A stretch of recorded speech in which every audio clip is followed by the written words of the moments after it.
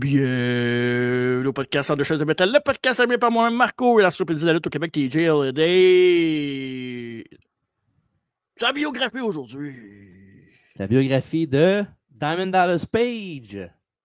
La crasse. Voilà, fallait le dire au moins une fois. Puis, faudrait, si vous avez un petit jeu à la maison à faire pour le fun, là, faites un petit counter une fois qu'on va dire Diamond Dallas Page la crasse. Puis, dites-nous ça dans les Ça va-tu commentaires. arriver? Ça n'arrivera pas si souvent que ça. Là. La soeur qu'on a dit de participer, on va peut-être la faire plus. Là. Merci de participer. Hey, c'est mading ça. Yes. Fait que c'est ça. Aujourd'hui, on évoque une biographie. La biographie du mois de septembre. Et déjà septembre, la rentrée. Aucun Ça, sens. tout un mois. Moi, j'ai tout un mois de septembre. Ouais, mais c'est le fun, là, avec le football qui recommence, le hockey bientôt. Le temps un peu plus frisquet. Pas frisquet, mais il va faire beaucoup moins chaud que un mois. Fait que c'est un gros plus. Puis non, c'est le fun. Puis on va de fête. C'est ta fête? Ouais, le 23. En plein milieu. En plein à travers la table, imagine-toi donc. Hey, puis en plus, le 23, moi j'ai un congrès. J'ai ça aujourd'hui. Ouais, j'étais en congrès. Bref. Okay. Mais à quelle heure ton congrès en journée? Ben oui. OK. J'espère. Mais le congrès, ça peut être le soir aussi. Hein? Un congrès avec des concaves. congrès. OK. Fait que c'est ça. Non, je suis en forme. Je suis en feu. Je pète le feu. Ben ouais, correct. Puis toi? Ouais, ça va bien, ça va bien. Regarde, comme j'ai dit, le football recommence, fait que je suis très content de tout ça. Puis non, c'est le fun. Évidemment, l'affaire qui me gosse le plus, c'est le retour de l'école. Il y a moins de place s'asseoir le matin dans l'autobus, mais ça, c'est correct. Ouais. Ben, tu sais, c'est ça. Et donc, j'ai rien à rajouter. C'est juste ça. C'est tout. Merci de Ouais, m'avoir parfait. écouté. Parfait, hein, ça fait du bien. Oui. C'est ça. Puis, tu as d'autres choses à plugger avant qu'on commence? Ou, Ah, je savais que tu avais quelque chose à plugger. Évidemment, la semaine passée, c'était Aujourd'hui dans l'histoire, le premier Nitro, WCW Nitro, du lendemain, dans le fond, de Bash of the Beach 96, le premier Nitro avec l'air NWO, c'est ce que je voulais dire. Évidemment, le lendemain du Heel Turn, pas ce qu'il faut.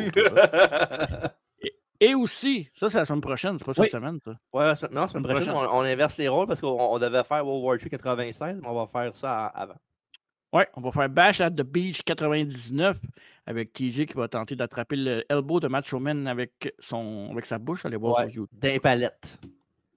Exactement. Ouais. Fait que c'est ça pour le mois de septembre. Puis à travers la table, évidemment, 20h30, comme à chaque semaine, live sur YouTube, Twitch et Facebook. On parle de lutte moderne, AEW, WWE, TNA. On reçoit des invités de marque. On a eu Steve Boutin, on a eu Jay War. On a eu aussi, évidemment, Casey Diamond et Firestorm qui est venu nous parler du Slamfest. Fait que ça, c'était les derniers rendez-vous. Exactement. Puis ne manquez pas le prochain ce mardi dans 2 jours, si vous écoutez le podcast le dimanche. À ta fête, ça, non? Non, la semaine d'après, je pense. OK, parfait. Après Bash at the Beach. Non, après. Peut-être. Ou World War III. Je sais pas. C'est sûr, quand on enregistre d'avance. Tant mieux, dirait certaines personnes, hein? Non, après Bash at the Beach. Ouais. Okay. Tant mieux, tant pis. Tant mieux. Parfait. Okay, on commence avec DDP, on commence ça, on est prêts? On est prêts, puis ce que j'aime quand il y a des biographies, c'est qu'il n'y a pas dans la vraie vie. Ça, c'est vraiment quelque chose que j'apprécie beaucoup de ne pas avoir dans le show. Ça prend tout mon petit change pas t'en faire un par exprès, mais c'est pas le but de l'exercice dans une biographie, fait que je le fais pas. Exact. Puis tu sais que ma boîte courriel est remplie de monde qui ne veulent plus qu'on le fasse dans la vraie vie. Ouais. De un, ta boîte de courriel n'est jamais remplie pour ça. Puis deuxièmement, c'est pas vrai pas en tout. Ouais. Tu aurais pu dire de un, ta boîte courriel n'est jamais remplie tout court. Puis arrêtez là, ouais, je sais, mais j'ai dit on va faire un deuxième fois plus pour que tu te sentes plus down. Ah, parfait. All right. Fait que la biographie d'aujourd'hui, évidemment, Diamond Dallas Page. La crasse. Cling! Hey! DDP a été élevé avec son père. Parce qu'il a divorcé avec sa mère. Fait que, il n'a pas une enfance facile, Diamond Dallas. C'est pour Diamond Dallas. C'est ça qui est fatigant, c'est qu'avec ça fait passer au film. Là, fait que, je sais. je ne serais pas capable de le faire au complet. On s'excuse, hein? David Dallas Page, il n'est pas supposé de nous faire rire, ben il nous fait rire. Ça va falloir que tu mettes ces extraits-là en vidéo aussi. L'affaire de Ready to Rumble. Fuck. Il était pas très bon à l'école, il avait des difficultés scolaires. Puis ce qui est drôle, puis ça, c'est quelque chose que je savais pas puis que je m'attendais pas, c'est qu'il était très bon au basketball, même excellent, Damien Dallas Page. Puis, tu sais, c'est facile à juger parce qu'on nous autres, on le connaît plus en tant que lutteur, puis c'est ça, mais il a pas l'air d'un joueur de basket, mais il est quand même grand, par contre. Ouais, Là. c'est ça. Fait que, bon. Fait que, puis il ira par quitter l'école éventuellement, puis il va se mettre à travailler full-time. Puis ensuite, à 22 ans, il va tenter de monter sur l'arène parce qu'évidemment, c'est un fan de lutte, puis il suivait la lutte. Il suivait la lutte. Fait qu'il a décidé qu'il allait essayer de faire de la lutte.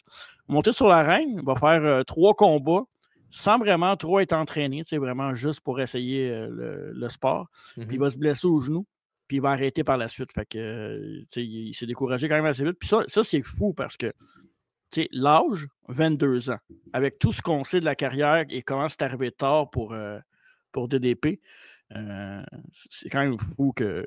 Ce qui est drôle là-dedans, c'est que tu dis qu'à 22 ans, il s'est découragé, puis aujourd'hui, ben, il y a genre 80, puis il se décourage jamais. Genre, c'est fucké. Il n'y a pas 80 dans Damien Dallas. Ben, il est pas loin là de ça. Il me semble qu'il est dans 70 avancé, me semble, non? Attention comment tu parles de DDP. Ben, c'est vrai, Damien Dallas Page. Il m'a checké pour être sûr. Là. Ça, il n'est peut-être pas 80, pas 80 là, mais. Non, je pense que 68. Là, 60, non, 71, je pense. 110. Ouais, 110. Ouais, tu vois? Je pas si pire. 70 ans. Ouais. Tu sais, à notre époque, je trouvais que, tu sais, quand on était jeune, 70 ans, là, c'était pas mal. C'était pas mal à la fin. Là. Ouais. C'était comme genre Debra en 99. Hein? Ouais, si, boy, Debra. Pas gentil, ça. C'est pas de sens comment elle a toujours eu l'air vieille. Très belle femme, Debra, arrête. DDP va finalement se tourner pour aller travailler dans les boîtes de nuit, comme on dirait, assez grands, assez colosses. Et pendant qu'il travaille dans les boîtes de nuit, ce qui est quand même payant parce que c'est une job quand même ingrate, puis personne ne veut vraiment faire ce métier-là. Puis lui, ben, c'est pas un gars qui a froid aux yeux. Il va envoyer des tapes de lui, des combats qu'il a fait amateurs à la AWA. Puis ce qui est drôle, c'est qu'avec le départ de Paul Heyman et les Midnight Express, la compagnie a accroché sur le tape de DDP, surtout pour ses promos et non pour ses talents de lutteur.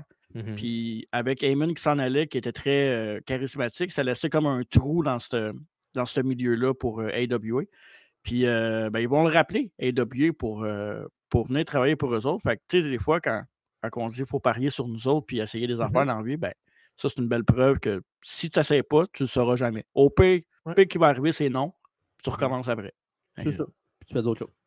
Exact. Tu fais d'autres choses. Puis, pas d'anglais. Et, ouais.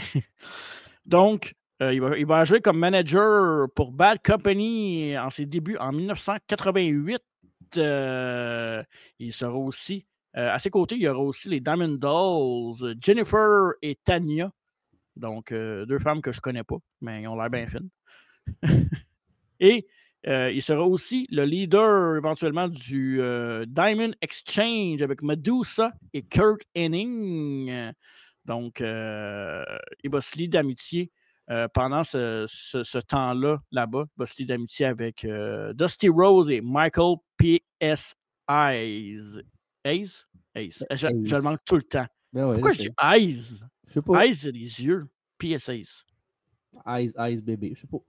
Je pense parce que le PS puis le Hayes, S16, je pense que c'est ça qui me fuck. Faut que, ben, au pire, dis pas PS, juste Michael Hayes ou Michael PS, c'est tout. Commencer Duolingo, je pense, ça me manque.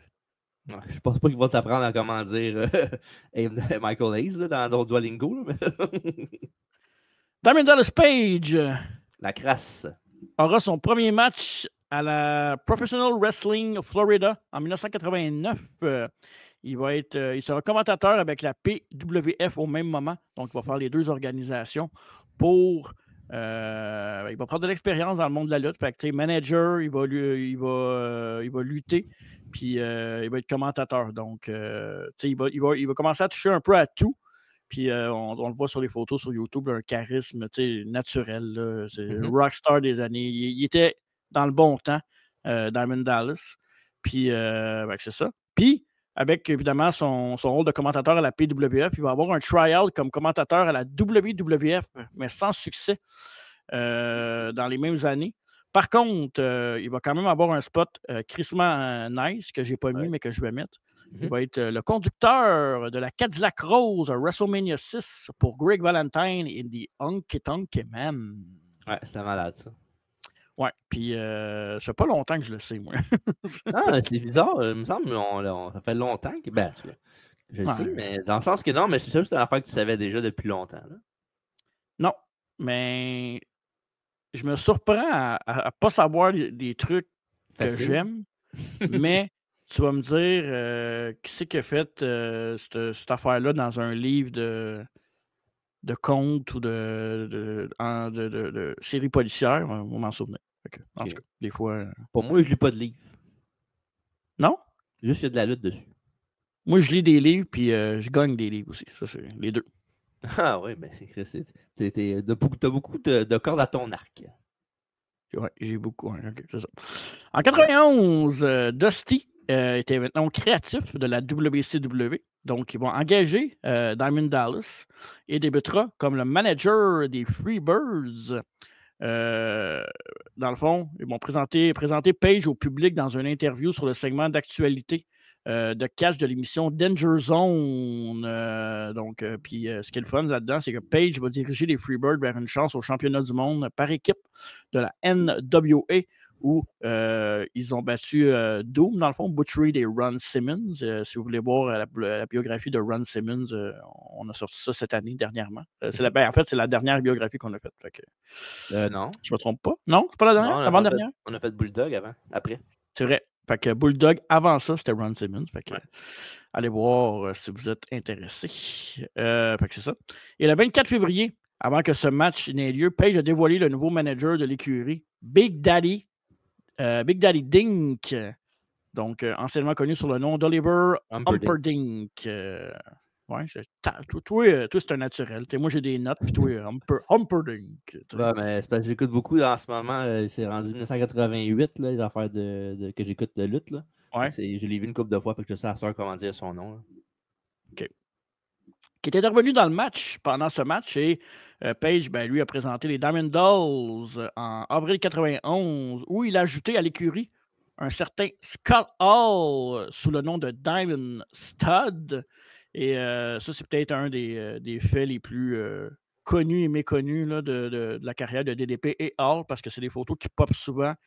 Surtout après la mort de Scott Hall, on a vu ces photos-là réapparaître, DDP qui on sait l'implication qu'il y a eu avec Scott Hall. Puis ça popait souvent. Puis si vous avez écouté des vieux tapes de la WCW comme moi j'avais dans le temps, j'ai revu ça par après. Puis évidemment, ces deux lutteurs-là apparaissaient souvent dans les émissions. Fait que, ouais. Puis moi, ce que j'aime de la photo sur YouTube qu'on voit, c'est que les épées, il est aussi grand que Scott Hall. Là. Mais il est penché pour que son lutteur ait plus grand que son manager. Oui, exact. C'est ça, c'est un bon détail. Puis c'est bien joué son rôle. Dans le fond, c'est un peu comme au cinéma quand le gars est. Pour le faire paraître plus grand, tu vas filmer plus bas, puis le contraire aussi. Là, fait que... ouais, c'est pour ça aussi que, je ne sais plus si le font en Star, mais WWE avant, il faisait ça. Des fois, il y avait des intervieweurs qui étaient plus grands que les autres. Genre Tom Phillips, dans le temps, quand il était là, le gars qui commentateur TNA, Tom Hennigan. Quand il montrait des fois les photos de lui, puis il était genre les jambes écartées pour qu'il soit plus petit que l'autre lutteur. Genre. C'est bon. Ah, mais c'est parce qu'il voulait pas que le gars. C'est comme l'arbitre. Si l'arbitre est plus grand que le lutteur, ça regarde mal. Page va également travailler comme commentary avec Eric Bischoff, qui avait joint la compagnie il n'y a pas si longtemps. Et au même moment, il y avait des rumeurs comme quoi la WCW voulait retirer les Diamond Studs de la télévision parce que c'était pas dans les plans. Puis Page, lui, avait décidé de suivre les conseils de Magnum TA qui avait dit de devenir un lutteur professionnel et a commencé à s'entraîner justement pour être lutteur au professionnel. Et qui dit s'entraîner à être lutteur professionnel pour la WCW à l'époque. Où c'est qu'on va s'entraîner, mon cher TJ? Pas avec Jerry Lawler. Ah, non, je pensais vraiment... Ah, ben c'est rare. Non, on parle tout le temps de lui. Au Monster Factory, d'abord? Mais non, Power Plant? Oh, je ne savais pas que le Powerplay existait en 91, 92. Mais oui, Powerplant, WCW. Mais le Powerplant, la plante puissante. Ou Buddy Lee Parker, The Assassin et Dusty Rhodes seront les entraîneurs qui vont entraîner la rookie à l'époque de 35 ans. Donc, au Powerplay de la WCW. Fait que tantôt, à 22 ans, il avait lâché. Il a fait sa carrière d'abord, il a envoyé des tapes comme commentateur, puis il a commencé vraiment à dire OK, moi, je suis un lutteur à 35 ans. C'est quand même assez fou.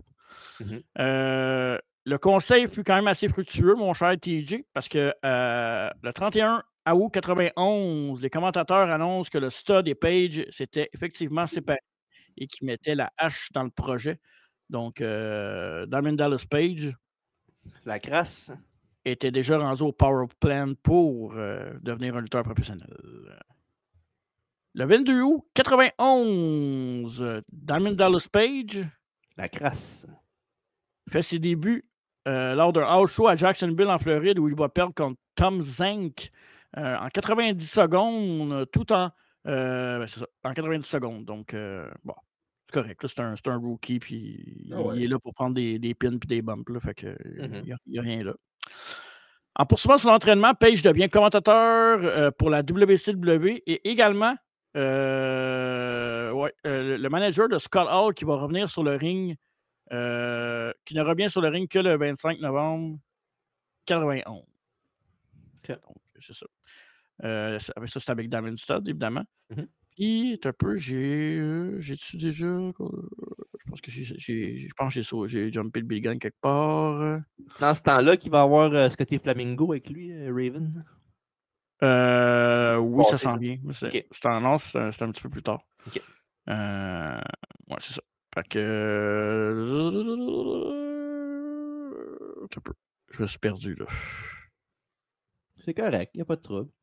J'allais juste dire avant que. Parce que je voulais revenir sur les Diamond Stud avant, parce que j'avais des statistiques sur eux autres. Ils ont eu quand même des matchs. Des matchs intéressants là, contre les Chris Sullivan et Brian Lee. Ils ont battu. Leur première victoire significative au Diamond Stud, c'était contre PN News et Johnny B. Bad. Puis leur première défaite, c'était face au WCW Patriot. WCW Patriot, c'était qui ça, TJ? C'était seulement avec le WWF.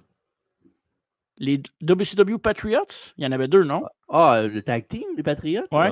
Ben c'est pas genre Firebreaker Chip, on en fait la même, puis un autre. Là. Firebreaker Chip? On en fait dans ce style-là, Fire quelque chose Chip. Attends, je vais checker. Les Patriots. C'est bien dégueulasse comme no Fire Breaker Chip.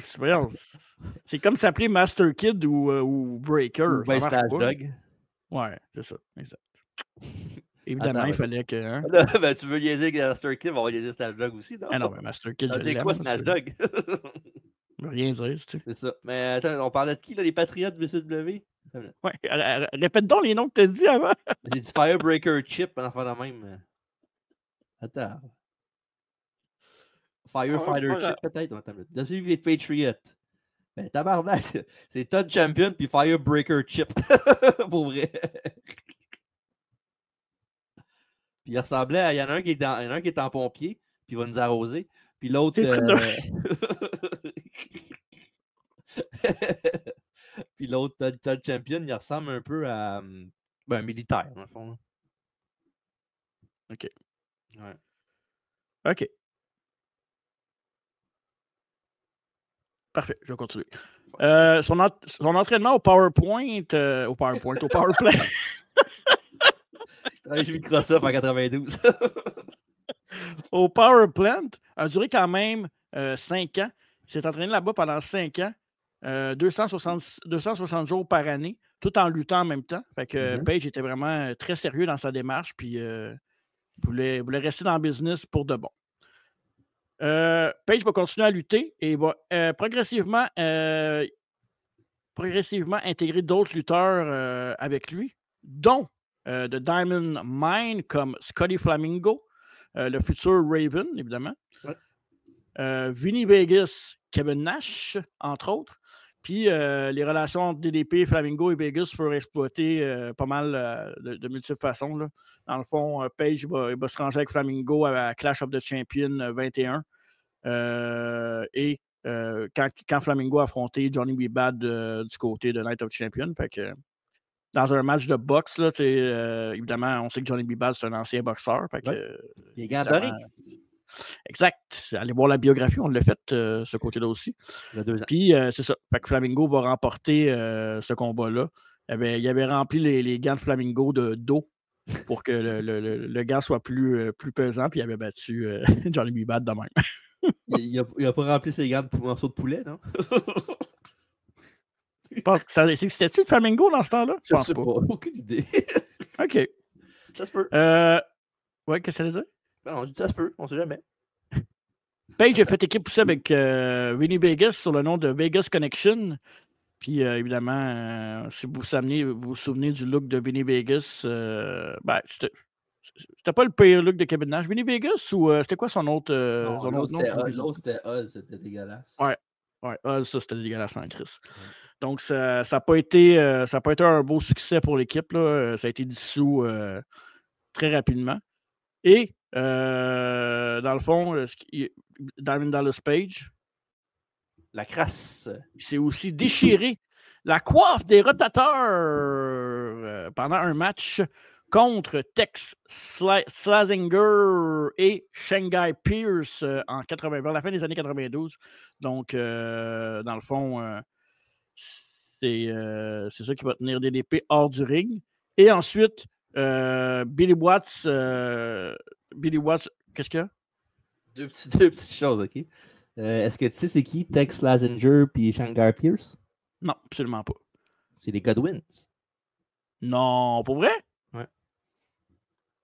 Wow. C'est quoi leur vrai nom déjà? C'est Mark Canterbury puis Dennis Knight.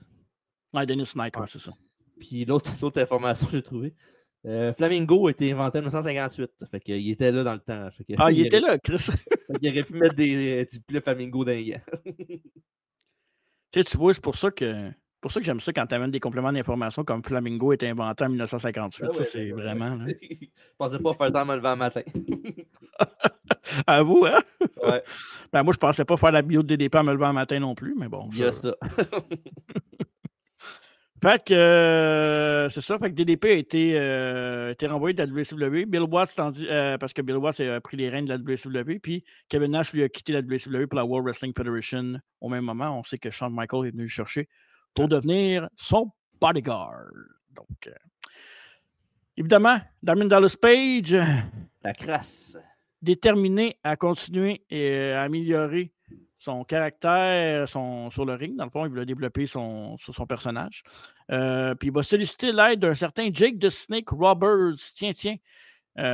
Où ces deux-là vont être associés pour de nombreuses années par la suite. Et évidemment, on connaît tous l'histoire, mais on va en reparler un petit peu tantôt. Ouais. Qui va le conseiller sur l'aspect psychologique du métier. Dans le fond, tout ce qui est la psychologie derrière la lutte, comment rendre ça le plus plausible possible. Évidemment, un maître dans l'art, ce Jake Roberts. Malgré tous les problèmes qu'il avait, c'est un des meilleurs de sa profession dans ce qu'il faisait. Absolument. Et évidemment, après sa blessure en Allemagne, à l'été 80, dans le fond, pour la World Wrestling Superstar en 93, Page va être réembauché par la WCW, puis il va faire son retour en 93 à l'édition Main Event, perdant contre un certain Scott D'Amore par décompte à l'extérieur. Scott D'Amore, ancien de la TNA et maintenant président de la Major League. Voyons, je l'ai le dire. Maple Leaf Pro Wrestling. Maple Leaf Pro Wrestling. Hey. Major League, c'est bonhomme. Major League Baseball, ouais, c'est pas ça. Hein. Non, c'est les bonhommes, c'est Major League Pro. Il y a trop d'affaires. Pour vrai, là, il y a trop de lutte. Honnêtement, il y a trop de lutte. Ben non, t'exagères. Juste faire la lutte québécoise, ça me fuck la tête. Après, une chance que WWE et AEW, c'est facile. Là. TNA, ouais, il y a ça. Le reste, là, après, là. Non, c'est sûr. Pas facile, mon cher, pas facile. Ben non, absolument. Et DDP va terminer l'année en battant Jungle Jim Steele lors d'un show en Georgie. Puis à ce moment-là, Page était revenu à la WCW avec sa femme, une certaine Kimberly, sous le nom de Diamond Doll. sur le nom de Diamond Doll. Et un garde du corps à l'écran, Max Muscle. Donc, pour les amateurs de statistiques, Jim Steele et Max Muscle. Mon cher TJ. De quoi, qu'est-ce qu'il y a? C'est qui? Ben, c'est pas des personnes vraiment importantes. OK, parfait. Non, mais ça aurait pu... Non, c'est pas des personnes plus tard de WWF ou whatever. C'est juste Max Muscle, il était avec Dungeon of Doom après, puis c'est pas mal tout. Puis l'autre, ben, je pense que c'est un gars qui est pas vraiment un gars important. Un gars du PowerPoint, sûrement. Genre. Il n'y a personne qui a inventé Fritos là-dedans, là, non? Non, c'est Flamingo, pas pareil. OK, parfait. Puis il va organiser des défis de bras de fer pour remporter les matchs. Kimberly et Max l'aidait toujours à gagner, évidemment, les bras de fer comme un bon heel ferait, avec un garde du corps et une femme qui l'aide à gagner. Puis il va aussi avoir un angle où il va amasser 13 millions de dollars grâce à des victoires dans des compétitions de bras de fer. C'est ça, jusqu'en l'été 95 où il a perdu un combat. C'est pas au bingo qu'il avait gagné de l'argent? Oh, bingo! Ouais, il me semble que c'est ça. Il avait gagné ça une game de bingo, me semble. Je sais pas. Il me semble que c'était ça l'histoire qu'il avait dit. Ben, c'était un angle avec qui avait gagné 13 000. Ça ne dit pas bingo dans mes recherches. 13 millions. Ouais, il me semble 13 que c'est millions, ça. excuse-moi. Ouais, c'est beaucoup pour le bingo, 13 millions, non? Ouais, ben là, bingo américain, c'est pas comme ici, là. OK, c'est comme la grosse loterie, comme à chaque année. Là, C'est comme le Powerball. Ah, OK, c'est ça. Ouais. C'était bon, cette ligue de hockey-là. Hein? Ouais, 40 buts. C'était bon, toi, à Powerball. Ah ouais, 40 buts. Puis les passes. Ben, pas beaucoup, là. Il va rivaliser en 95 avec Dave Sullivan, parce que Sullivan avait offert des cadeaux à Kimberly. Puis, dans le fond, parce que Page aussi avait été battu par Sullivan. Kimberly avait ensuite parti avec Sullivan parce que Page avait perdu contre Sullivan dans un concours de bras de fer. Ouais, on a parlé il n'y a pas longtemps. On a fait un route de Subway Pay-Per-View, puis c'était là. C'était Great American Bash 95. Exact. Puis c'est ça, en perdant contre Sullivan, ben, il avait le droit à sa date avec Kimberly. À Fall Brawl 95, DDP va remporter son premier championnat en battant Renegade pour devenir le champion de la télévision de la WCW. C'est quand même fou, là, parce que là, on parle de 95. Là, il a commencé, ça faisait déjà 6 ans qu'il avait commencé peut-être à s'entraîner, puis avec le Power Plant, tout ça. Là. Fait que, puis là, il était rendu pas loin de 40, là, si je ne me trompe pas. Là, il approche des 40 ans. Là, fait que, puis sa première défense de titre, Halloween Havoc. Dans le fond, Johnny B. Bad va battre Diamond Dallas Page. La crasse, on est rendu pour le titre télé. Et dans le fond, il va le rebattre à nouveau à World War III le 26 novembre. Et ça, c'est DDP qui va gagner. Il va remplir pour la libération de Kimberly. Non, c'est Johnny B. Bad qui va gagner pour la libération de Kimberly dans les mains de DDP. Donc. Okay, j'ai trouvé l'affaire que je te parlais. Là. C'est dans le fond, il a gagné une grosse somme d'argent, des millions de dollars en claimant la carte de bingo de sa femme Kimberly pendant qu'il jouait pour prendre de l'argent. Aucun sens. Ouais. Voilà. T'aurais-tu fait ça, toi? Prochaine question. Ah non. Je sais pas. Je pense pas. Là. Je gagne pas, je gagne pas. C'est pas bien grave. Oui, si c'est sa femme, il aurait pu en avoir de l'argent quand même sans lui voler. Là. Ça, puis as-tu parlé aussi qu'il y avait des cartes à l'extérieur du ring quand il luttait avec Kimberly? Il demandait de mettre les cartes qu'à mettre des 10 puis d'en faire la même. Ouais, c'était ça. C'est comme la EQ card. Girl. Ouais, c'est ça. Ouais. Il disait, c'était ça beau ce move-là, mets donc un 10. Puis elle mettait ouais, c'est vrai. Mais c'était quand même cool, ça, comme. Ouais, c'est nice. Il n'y a pas quelqu'un qui a fait ça par après. WWF, mais c'est ça, j'allais dire. Il me semble que WWF. Ça dit quelque chose. En tout cas, ça m'étonne parce que ça, c'est le style à WWF. C'est le style de gimmick que WWF aime habituellement, ça. Ouais. J'ai vu ça, j'ai vu quelqu'un faire ça à un moment donné. Mais peut-être pas pour une gimmick complète, là, mais peut-être une fois de temps. Je me semble que j'ai vu ça une fois. À moins que je mélange avec Give Her Up, c'est Q-Card, là, peut-être, mais je pense pas. Oui. Le 24 mars 96, The Booty Man, avec Kimberly dans le rôle de Booty Babe, vont battre Diamond Dallas Page La crasse. dans un match Loser Leave Town. Donc, le Booty Man. Yuck. Le Booty Man avec le Booty Babe. Ouais, est-ce correct qu'elle mérite d'être le Booty Babe, mais le Booty Man, Page est revenu le 18 mai 96 à la WCW Saturday Night en tant que tweener en battant Billy Kidman. Donc, c'est ça. Tweener, pour ceux qui ne savent pas c'est quoi, c'est entre Babyface et entre Heel. Il est entre les deux. Il est chamaillé entre les deux. Ouais. Page a participé au tournoi ensuite des Seigneurs des Anneaux, le Battle Ball à Slambury. Et a remporté la victoire en battant The Barbarian, quelqu'un qu'on a rencontré, avec 2 Diamond Cutter. Quoi?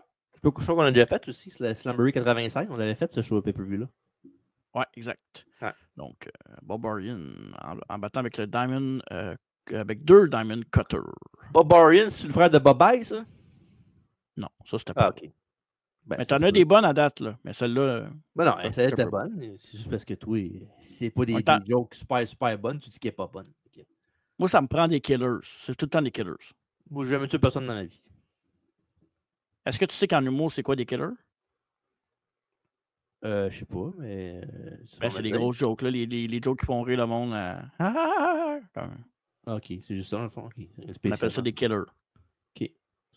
Anyway, non, mais je te le dis. Les fois, tu te lancerais. Killer qui? Voilà. Le gagnant était prétendant numéro 1 au titre de champion du monde poids lourd de la WCW, détenu à l'époque par nul autre que The Giant, qui lui, évidemment, avait battu Hulk Hogan pour devenir champion de la WCW, donc dans son premier match. Hulk Hogan. Et Diamond Dallas Page la crasse n'obtiendra jamais ce titre à ce moment-là. Non. Pourquoi? C'est pas Jim Duggan qui a fait de quoi, mais la même? Exact. Ouais. C'est ça. Page était en rivalité avec Eddie Guerrero lorsque la NWO a été créée. Fait que, évidemment, on est là-dedans. Là, on parlait du Nitro après la création de la NWO à Bash of the Beach 96. Fait qu'on est dans ces mêmes eaux-là pour le podcast. Pendant longtemps, la NWO a courtisé DDP. Oui. Et pour proposer de rejoindre le clan, comme plusieurs personnes avaient fait avant lui. Et il a répondu, et comme tu as dit tantôt, tu l'avais-tu dit Ordon, ça? Ordon, oui. OK. Il avait répondu avec un beau Diamond Cutter sur Scholar, donc son ancien coéquipier dans le temps.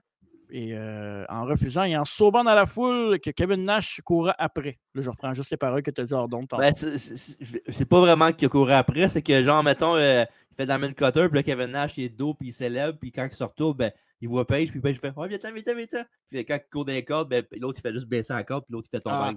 Il tombe à l'extérieur du ring, puis l'autre, il se pousse après. Sauf que Kevin Nash, quand il tombe sur une table, puis il pogne la table avec lui quand il tombe à terre. C'est malade. Puis, ça, c'est quand même un moment charnière dans la carrière de DDP parce que, évidemment, il va faire un vrai face turn parce qu'il n'était pas encore face à ce moment-là. Ouais. Puis, c'est à ce moment-là que ça a explosé vraiment parce que, tu sais, la NWO, oui, ils ont été cool, mais quelqu'un qui va contre la NWO, puis on le dit souvent, là, DDP, c'était le People's Champ de la WCW, c'était comme The Rock version WCW, là. Sauf que le nom de People's Champ, c'était vraiment un gars du peuple, là, vraiment, vraiment. Ouais. Puis, ça va le rendre super over, ça, anyways. Puis, sa rivalité aussi, la nouvelle recrue de la NWO à cette époque-là, c'était Macho Man Randy Savage qui venait de joindre la NWO pas longtemps avant. Puis, Savage avait été aidé par Scott Hall et Kevin Nash qui il avait attaqué Page à ce moment-là, puis il avait tagué le fameux NWO sur le dos. Puis, quelques semaines plus tard, ils ont eu un combat à Uncensored où Savage et Miss Elizabeth ils ont cassé. Dans le fond, ils ont saboté un tournage. C'est ça? Je me suis trompé dans ma note.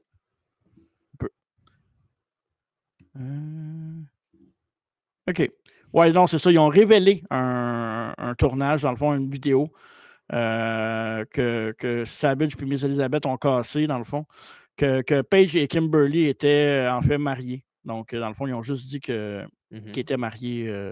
C'est ça. C'était juste pour genre donner une partielle de leur vraie vie. Là. Fait que, ils sont rentrés dans le personnel de la suite.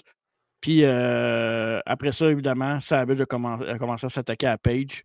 Puis c'est un build-up qui s'est suivi après ça pour un autre match à Spring Stampede. Puis DDP puis Macho Man, ça a vraiment été une très grosse rivalité, là, une bonne rivalité. Là. C'est dans ses top rivalités. Là. C'est ça qui a mis DDP sur la map comme main eventer. Oui, exact. C'est Savage qui voulait absolument travailler avec lui. Fait que il l'appréciait beaucoup dans comment il était de backstage DDP. Fait que il disait qu'il voulait rendre ça pas la faveur pour lui. Puis Macho Man, ben, c'est un excellent lutteur et charismatique au bout, mais il était capable de mettre le monde over aussi quand c'était le temps aussi. Là. Ouais. Puis, ce qui est nice aussi, c'est que, évidemment, Macho Man a mis over DDP dans ce match-là, dans ce premier match-là, puis DDP a gagné le match. Puis, Macho Man a repris son over dans l'autre pay-per-view d'après, c'était Great American Bash. Tu te souviens-tu du combat? La stipulation du combat pour le fun? C'est pas un Texas Deathmatch, ça fait la même? Anything Goes, Lights Out match. OK, moi. C'est un peu comme à AEW, là, pas longtemps. C'est un peu la même chose que j'ai dit. Un Deathmatch, c'est pas la même affaire, mais c'est pas Texas Deathmatch, en tout cas. Mais... Ouais, exact. Ouais. Et évidemment, le match est terminé avec une victoire de Savage, avec l'aide des champions par équipe qui étaient Scott Hall et Kevin Nash à cette époque-là. Ouais.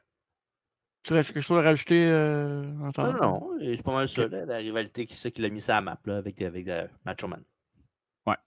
Après ça, il y a un combat par équipe qui s'est poursuivi dans cette rivalité-là. C'est Scott Hall et Randy Savage qui ont battu DDP et Kurt Hennig. Encore là, on revient dans le passé parce qu'avec Scott Hall et Kurt Hennig, qui ont aussi fait une équipe ensemble. Fait que ça, c'est cool là, de voir des gars qui ont grindé sur le circuit avant, puis que pour se rendre quelque part, puis qu'au début, c'était so-so, puis que là, à Star, tu as la NWO, tu as Kurt Hennig qui est selon moi, un des meilleurs lutteurs techniciens, un des meilleurs bumpers aussi de l'histoire. Là. Kurt Hennig en santé toute sa carrière, c'est un Shawn Michael. Mais il s'est pas tourné contre DDP dans ce match-là où il avait pas fait il s'est pas fait counter out, il n'est pas parti laisser tout seul dans même, parce que me semble qu'il était heel, me semble. Il s'est retourné contre DDP. Ouais, exactement. Tu as bien raison, c'est dans ce combat-là. Okay. Parce qu'après ça, ils ont eu leur combat à World Wild, puis match revanche à Fall Brawl par la. Non, c'est ça, à World Wild. Ouais, c'est ça. Okay. À Fall Brawl, Paige a fait équipe avec Lex Luger. Oh, yes, ça l'équipe. Pour vaincre Scott Hall et Randy Savage. Puis là, tu sais, ça fait comme 4-5 pay-per-view que je vous parle. Ouais, c'est ça. 4-5 pay-per-view que je vous parle. Ben, je sais. Puis que, évidemment, que Savage et DDP sont dans le portrait ensemble. Fait que ça a été vraiment une longue rivalité. Puis je pense quand on regarde la carrière de DDP, cette rivalité-là, on n'en parle jamais. On n'entend jamais parler vraiment. Là, quand on entend parler de DDP. Mais ça vaut la peine d'aller voir les combats. Puis à la fin, je vais vous donner peut-être les 5-6 meilleurs matchs de DDP dans sa carrière selon un classement que j'ai vu. Mais j'ai aussi des matchs à vous proposer qui sont excellents. Des combats peut-être pas genre pay-per-view. Ouais, mainstream worthy, je pense, c'est le bon terme.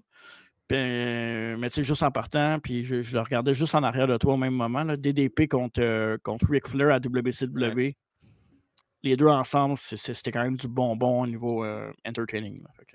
Là, allez voir ça. Sinon, te souviens-tu de ça quand que dans la rivalité avec Savage et DDP, quand DDP s'est déguisé en parka pour attaquer Savage dans un Nitro? Ça va le faire là-dedans? Non, arrête. J'ai l'écouté après-midi. Hein? Oui. C'est parce que, je vais m'expliquer, là. Parce que j'écoutais à ma job, à mon dîner, j'écoute mon YouTube, tout. Puis il me restait genre 10 minutes, puis je savais pas quoi écouter, puis je n'avais pas écouté de quoi, puis l'arrêter en plein milieu, puis je checkais, puis WWE World, ils ont sorti le match aujourd'hui. Ben voyons donc. J'ai écouté pour vrai. Ouais, c'est malade pour vrai. Quand tu as dit ça, je fais oh shit, c'est vrai. Fait que tu vois, à matin, tu savais pas que tu t'avais pour faire DDP, moi non plus. Puis le Fate a dit non, il va regarder ce match-là après-midi, puis le soir, il ne sait pas, mais il va le faire après. Incroyable. Incroyable. Tout est dans tout, il n'y a rien qui arrive pour rien. Ben moi, là, on va briser le mur, mais la raison pourquoi que je le fais là, c'est qu'il n'y a personne chez nous à soir. Fait que ça nous permet de le faire plus tôt. Puis la saison de football commence à l'heure où on enregistre. Fait que... Ouais. Ce soir, dans quoi? Il est quelle heure? Il est 7 Une heures. heure. Oh, dans 1 heure. Ouais. On amasse le temps. OK, bye! Et à ce moment-là, ben évidemment, un certain Hollywood Hogan va commencer à suivre DDP. Puis ça, c'est hot parce que v'là ben, en fait, lors du décès d'Hogan, de Terry, DDP, évidemment, il a fait des entrevues, dont à Boston Open, que j'écoute souvent. Puis, il a parlé de tout ce que Hogan a fait pour lui. Puis, je ne vais pas tout vous donner en détail, là, si vous voulez aller écouter les interviews de DDP sur Hogan. Mais DDP, Hogan suivait ses matchs. Puis, des fois, il allait sur Hogan allait sur un show qui ne luttait pas, mais il faisait juste regarder pour le fun, genre. Puis, il était backstage. Puis il allait souvent regarder les matchs de DDP, puis après ça, il s'en allait, tu sais, mettons, juste pour regarder son match. Puis après ça, il l'a pris dans un coin, puis il a dit genre, ah, t'as vraiment du talent, je vois quelque chose en toi. Puis il a dit, continue à faire ce que tu fais. Puis à un moment donné, toi puis moi, on va faire de l'argent ensemble. Puis à ce moment-là, DDP a fait comme, attends là, est-ce que Hulk Hogan vient de me dire qu'on va faire de l'argent ensemble? Puis qu'il regarde mes matchs. Tu sais, le gars, genre, il a 40 ans, puis ça fait, tu sais, il y en a vu d'autres. Il comprend pas ce qui arrive, là, DDP à ce moment-là, là, tu sais. Puis après ça, il rentre dans un autobus, puis pour voyager, là, puis Hogan dit non, c'est un autobus ou un avion? Je pense que c'est un avion. Ouais, c'est un avion. C'était pas un autobus, c'est un avion. Je me créerais avec le Rocket de Laval. Puis, puis le DDP, il était assez proche d'Hogan, pas loin d'Hogan. Puis Hogan, il dit à Bischoff, hey Bischoff, viens ici. Il dit, ce kid-là, il faut que tu fasses de quoi avec lui. Là. Ce kid-là, il y avait genre 3 ans de moins que Hogan, j'imagine. Il y avait-tu un âge? Ben, il y a 71. Hogan est mort en 71, fait qu'il y a 70, fait qu'il y a 1 an. OK. Non, mais kid en blanc nouveau dans le business. Oui, évidemment. Ouais. Puis il dit, ce gars-là, il faut que tu fasses de quoi avec, il faut que tu t'en occupes, il faut que tu le mettes à la télé parce que je pense que je peux faire de l'argent avec ce gars-là. Puis là, à ce moment-là, DDP, il a dit, OK, c'est une chose qu'Hogan me le dise dans un backstage où ce que personne n'a entendu. Puis c'est une autre affaire où dans l'avion, il Carl Bischoff, qui est le booker de la compagnie, il dit ça à lui, là, tu sais, fait que là, il était comme, OK, qu'est-ce qui m'arrive? Je sais pas trop, mais je vais continuer à faire ce que je fais, puis bon, advienne que pourra, DDP était quand même c'était quand même un bon gars, puis un gars positif aussi, là, dans le sens, là. Ouais. Puis au même moment, en arrière, c'est l'affaire de good. C'est malade. Puis, dans le fond, puis Page puis Savage ont eu leur dernier match du côté de Halloween Havoc, évidemment, de cette année-là, 96. Fait que c'est un match que je vous suggère, ça, ce combat-là, évidemment. Un très bon match, puis c'est ça. Fait que le match a été... c'était un combat mort subite à Las Vegas. Après ça, ben évidemment, Hogan, déguisé en Sting, est sorti, puis il a frappé Diamond Dallas Page. La crasse. Dans ce combat-là. À coup de batte de baseball dans l'abdomen, déjà blessé. Fait que là, on peut se rappeler des souvenirs avec le fameux tape autour des côtes de DDP qu'on mettait dans les jeux vidéo dans le temps. Ouais. Lui et Triple H, c'était pas mal les deux. Puis quand j'ai vu Jey Uso la semaine passée à Raw, il y a 2 semaines, là, avec son tape autour des côtes, là, un peu cheap, là, mais ça m'a rappelé des bons souvenirs. Triple H et DDP, c'était les 2 gars qui se tapaient les côtes tout le temps. Ouais, c'est vrai. Dans le jeu vidéo, il avait comme 3e costume, genre. Ouais. Et dans un Nitro, Hollywood Hogan a eu un combat 1 contre 1 contre DDP, mais évidemment a été attaqué par la NWO au même moment. Ouais. Et ce qui a permis. Check que j'ai mis en bas. Qu'est-ce que t'as mis en bas? Nombre de la crasse 11. Oui, le countdown est là. Fait que je vais pouvoir l'ajouter quand il y en a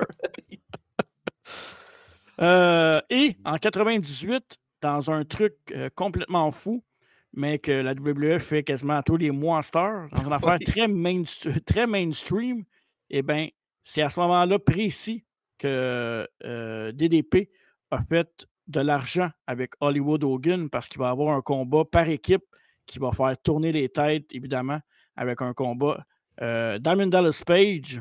La crasse. Et Karl Malone qui va affronter Hulk Hogan et Dennis Rodman, deux vedettes du basketball. Puis là, évidemment, en 96, 98, les belles années des Bulls, mais en 98, il me semble, les Bulls, ils ont eu une grosse saison aussi, il me semble. C'est possible. Je connais pas ça par cœur, eu une grosse saison aussi. Mais... Okay. Hein? Ouais. Ouais. Ça. Mais bref. Fait que c'est un. Puis les deux vont se battre lors de deux pay-per-views différents. En plus, pas juste une fois, 2 fois. Fait que, évidemment, ça a fait couler beaucoup d'encre. Ça a fait les unes de journaux, de magazines. Ça passe à la radio, à télé. Deux grosses vedettes des basketballs. C'est pas une sale photo, ça. Ah, ben, c'est parce que de loin, je pensais que c'était encore une photo de Karl Malone, mais c'est Johnny Vivant. On dirait Undertaker, puis le gars de l'acteur qui a fait. Richie Valens. Ouais, aussi. Undertaker, Richie C'est vrai qu'elle ressemble à Taker, wow! Ben oui, c'est fou, là. Shit! C'est malade. En plus, sachant après qu'est-ce qui est arrivé. Là. Ouais, allez voir sur YouTube. Fait que, ouais, grosse storyline entre les deux. Entre les quatre, en fait. Puis, et voilà, c'est comme ça que DDP a fait son argent avec la petite histoire que je vous ai racontée après. Avant. Fait que c'est ça. Fait que, super intéressant. Puis, tu sais, on s'en fout, là. Que tu gagnes, que tu perdes, tu es dans un programme de 2 pay-per-view de suite contre Hogan, puis Hogan accepte de faire ça parce qu'il y avait quelque chose à faire avec toi. Ah ouais, il a fait ça pour rien, puis évidemment, je pense qu'il. Ben, je le sais. Je sais qu'ils font ça. Non, c'est pas être baveux, c'est ça. Là. Mais dans le sens, je sais qu'ils vont faire de l'argent dans un autre combat de tag team similaire dans pas long. Là. Ah ouais? Ouais, avec Jay Leno. Exact. Ah ouais? Non. Ouais. Contre Rodman et Hogan. C'est Rodman et Hogan ou Rodman Savage? C'est ça? C'est Savage. T'es sûr? Non. T'as peu? Il me semble que c'est Hogan et Rodman aussi. Je l'ai-tu ici? Hogan, non, c'est Hogan puis Rodman. Non. Rodman puis Hogan, c'est contre Malone puis DDP, mais Jay Leno puis DDP, c'est contre Bischoff puis Hogan. Ouais, c'était à Road Wild, ça, ce combat-là. Ouais, c'est ça. Ouais. Okay. Bischoff puis Leno, parce qu'il y avait la même coupe de cheveux que les cheveux. Les cheveux blancs puis un cheveu noir. Ça, là. Ouais, exact. Mais il va aussi avoir la run de DDP en tant que champion des États-Unis aussi. Parce qu'à Starrcade, DDP va remporter le championnat des poids lourds des États-Unis face à Kurt Hennig. Et à Uncensored l'année suivante, il va défendre le titre dans un triple threat Falls Count Anywhere contre Chris Benoit et Raven. Puis ça, pour vrai, là, si vous voulez voir un match, ça, c'est bon. Ouais, mais bon. deux matchs singles que je vais vous proposer tantôt contre Raven et contre Chris Benoit en 99. Des matchs singles contre DDP. Comment? Il y a un combat de cage, je me sens, avec DDP et Raven, non? Ouais, je pense que c'est dans une cage, je ne me trompe pas. Ouais, dans la House of Fun match, un peu comme il faisait à TNA. Là. Ouais, c'était à Spring Stampede. Okay. Je me rappelle bien. Donc, c'est ça, il va même faire un cutter à Raven à travers la table, et c'était pas le mardi, pour conserver son titre des États-Unis. Donc, bon, ça Et après ça, Page, avec le Raven Flog, va aussi être dans un clip musical de la chanson Rising du groupe Stock Mojo. Donc, bon, pour les amateurs de musique, s'ils veulent voir Page, Diamond Dallas Page. La crasse. Et Raven et la Flock dans un vidéoclip, ben c'est à ce moment-là. À Fall Brawl, DDP va remporter le main event de Wargame et va obtenir une chance pour le titre mondial contre quelqu'un qui était invaincu à ce moment-là, nul autre que Bill Goldberg à Halloween Havoc. Et ça, j'en parle souvent là, quand on fait le podcast depuis 5 ans, là, bientôt 6. Là. Ça, c'est le match que je me souviens, j'étais où? Quand on faisait de la lutte chez Dave puis que Kevin avait la reprise à Nitro le lendemain, c'est ça, c'est ce combat-là? Ouais. Ben après que l'affaire qu'ils ont perdu le feed du match. Là. Puis du match qu'ils l'ont présenté à Nitro, on l'a présenté, là, justement, on en a parlé cette année, justement, de ce truc-là, ou c'est l'année passée? Ouais, pas mal sûr que oui. OK. Fait que, évidemment, un des meilleurs combats de Goldberg, à mon avis, là, pour vrai, là, de sa carrière, là, c'est pas son meilleur. C'est pas son meilleur, c'est top 3 facile. Là. Ouais. Fait que vraiment, vraiment bon. Puis c'est pas un match que tu dis, il a fait un bon match avec Brock. Je pensais pas que ça allait bien sortir de même. Non, un vrai match de lutte. Là. Avec Goldberg, ouais. Avec Goldberg, le Goldberg contre DDP. Fait que, ouais, dans un combat où on pensait que Page aurait peut-être pu être le gars qui détrône. Est-ce que tu aurais donné la victoire à Page, toi? Non. Non, parce qu'il était pas heel? Non. Goldberg, il méritait de garder sa streak, puis je trouve que c'était correct de faire ça. Là. DDP.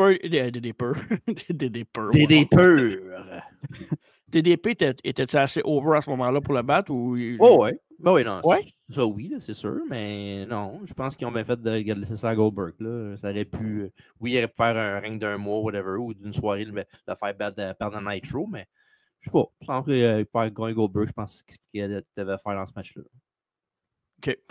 Puis, évidemment, le WCW Magazine à l'époque avait nommé ce combat-là comme le match de l'année en 98. Mm-hmm. C'est pas comme si la WCW, à part la Cruiserweight Division, avait des gros matchs de lutte intéressants. Là. Je pense. Là. Non, mais en même temps, c'est quand même large une année côté de match de lutte. Fait que peut-être qu'il y a des moments cachés qu'on ne se souvient peut-être pas qui sont excellents, qu'on se rappelle juste pas. Là. Mais non, c'est sûr que oui, à part les Cruiserweight, puis pas tant les main eventers, il n'y a pas grand-chose de si extraordinaire que ça là-bas. Là. Mais je dis ça, mais tu avais quand même les Benoît et Guerrero, Bret Hart aussi qui faisaient des bons matchs à l'époque pour la US. Benoît puis Guerrero puis tout ça, c'est pas c'est pas les Cruiserweight, il n'était pas de temps pour la Cruiserweight title, mais c'est les Cruiserweight pareil quand tu y penses. Là. À part le seul qui n'est pas Cruiserweight, c'est vraiment Bret. Là. Mm-hmm. Sinon, le reste, Benoît peut passer comme un heavyweight Cruiserweight, mais les restes, c'est pas tout des Cruiserweight. Là. Ouais. Mais bon. Bref, si vous voulez qu'on fasse un review de l'année 98 de la WSO au complet, on verra. On l'a fait l'année 2002, on peut faire l'année 98 de l'année. Exact. Ensuite, Bret Hart va s'emparer des titres, le titre des États-Unis. Et les deux hommes vont s'affronter dans un combat que, évidemment, je vais vous suggérer à World War III 98, le mois suivant. Bret Hart contre DDP. Qu'on a fait. Ouais, c'est très bon. Là. Anyway, un combat de Bret Hart. Y a-t-il déjà un combat de Bret Hart qui n'a pas été bon qu'on a fait? On a pas fait Bret Hart Goldberg. Il y en a des moins bons, là, mais oui, absolument. Le moins bon de Bret Hart, c'est quasiment le meilleur de Bret Hart. Oui, exactement. Ça, c'est sûr. Fait que, exact. Et dans le fond, dans un match sans disqualification dans l'épisode de Nitro pour la revanche face à Bret Hart, Page a perdu le titre face à Hart, justement dans un match non disqualification, alors que le Giant est venu s'en mêler et attaquer DDP à ce moment-là. Le championnat poids lourd, mon cher TG, pour DDP, ça s'est passé en 1999. Page est devenu champion du monde poids lourd de la WCW à Spring Stampede en battant Sting, Hogan et Flair dans un four-way match avec Macho Man comme arbitre spécial. Mm-hmm. Et Diamond Dallas Page la crasse a effectué le tombé sur Flair après lui avoir fait évidemment son Diamond Cutter. Et ce qui est fou, c'est qu'à ce moment-là, qui est un moment important pour DDP, la foule avait commencé à huer Page après cette victoire-là, puis après le fait qu'il était devenu champion de la WCW. C'est un moment que je trouve un peu poche, là, pour vrai. Là. C'est un peu poche de la part de la foule d'avoir fait ça. Là. Ouais, mais c'était pas Babyface Hogan dans ce temps-là, ou je sais pas trop?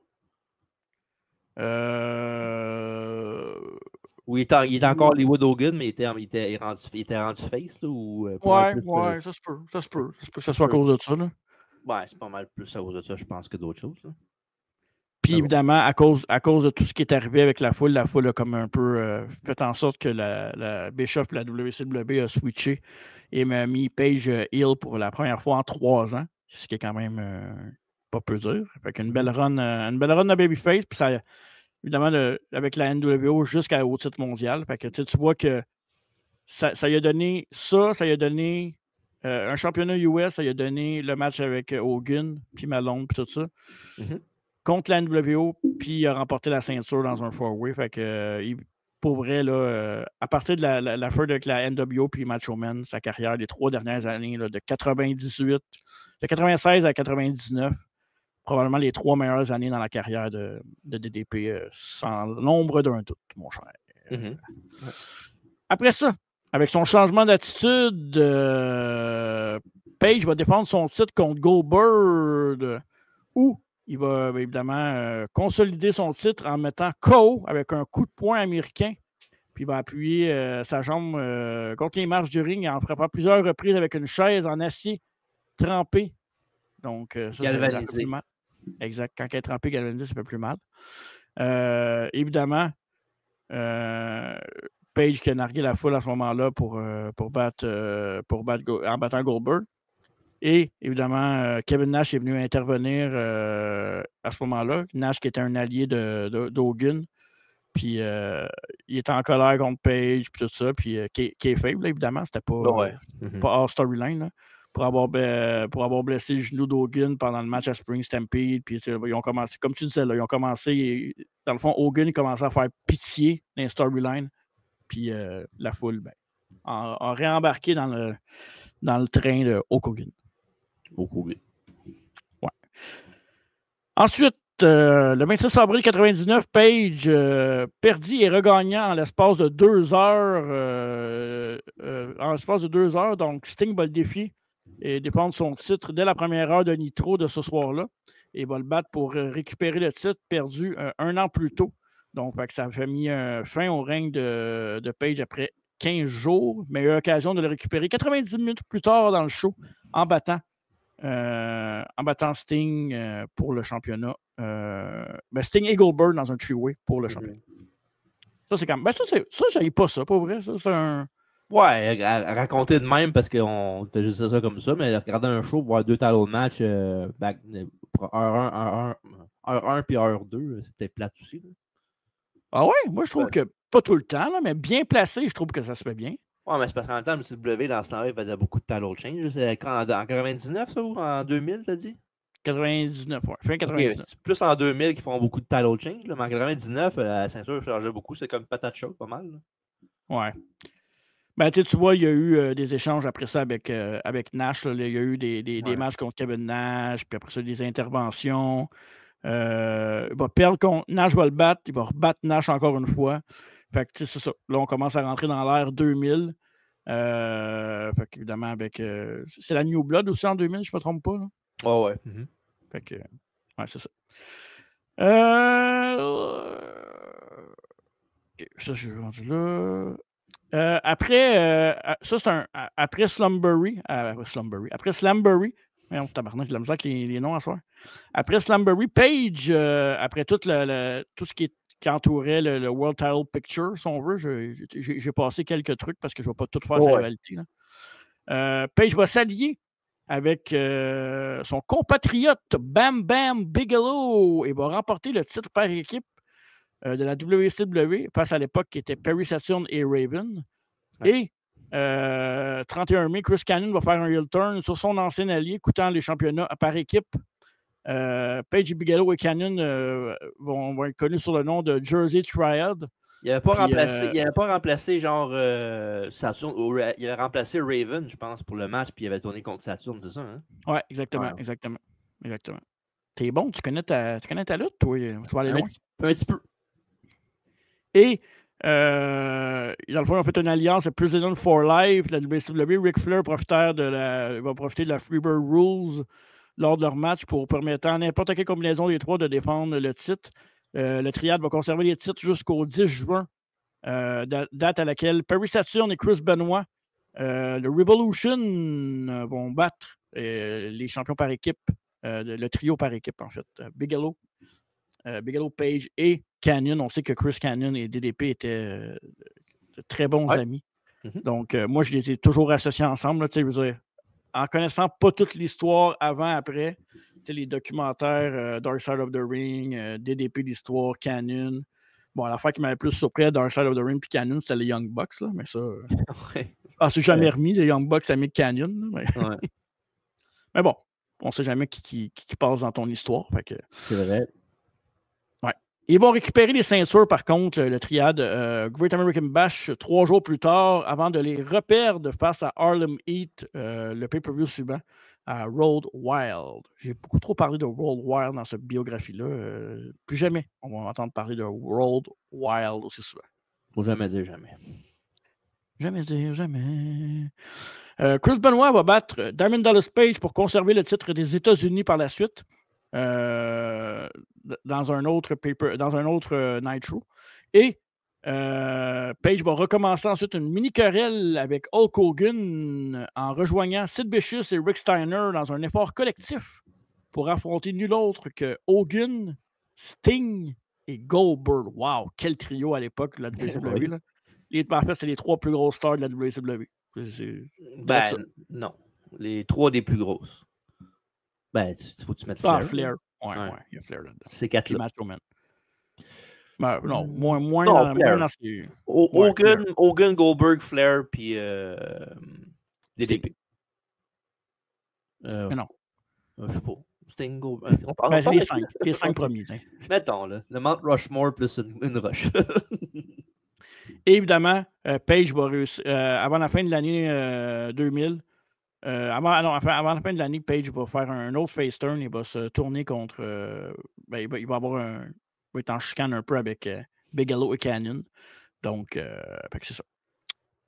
À WCW, en 2000, la WCW, sur une nouvelle ère, comme je l'ai dit tantôt, avec la New Blood et tout le changement, DDP va affronter à Spring Stampede nul autre que Double J, Jeff Jarrett. Un nom qui est facile à prononcer, mais difficile à épeler. Mais pour ça, on a quelqu'un qui est capable de vous l'épeler avec une précision chirurgicale. Okay. Ça va faire mal. Je vous dis tout de suite, là, si vous n'êtes pas préparé à savoir comment ça s'appelle, attachez vos trucs avec la broche, tenez votre chaise comme du monde, puis grincez vos dents. Parce qu'on appelle Jeff Jarrett. J-E-F-F, J-A-R-R-E-T-T. Ouais. Et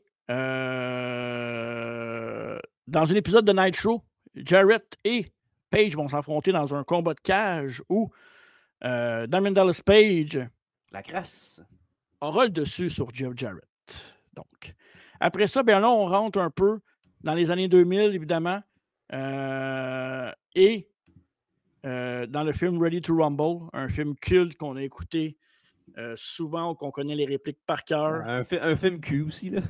c'est pas très bon, là. Pour vrai, ce film-là est malade. Ben oui, c'est sûr.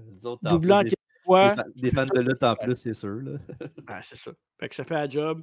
C'est un classique pas bon.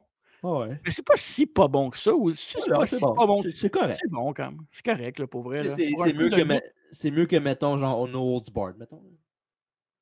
Ouais, c'est meilleure qualité que No Holds Barred. Ouais. Mais les deux sont c'est quand même des plaisirs très coupables. Tellement. Mais No Holds Barred, c'est parce que c'est pas en québécois, là. Non.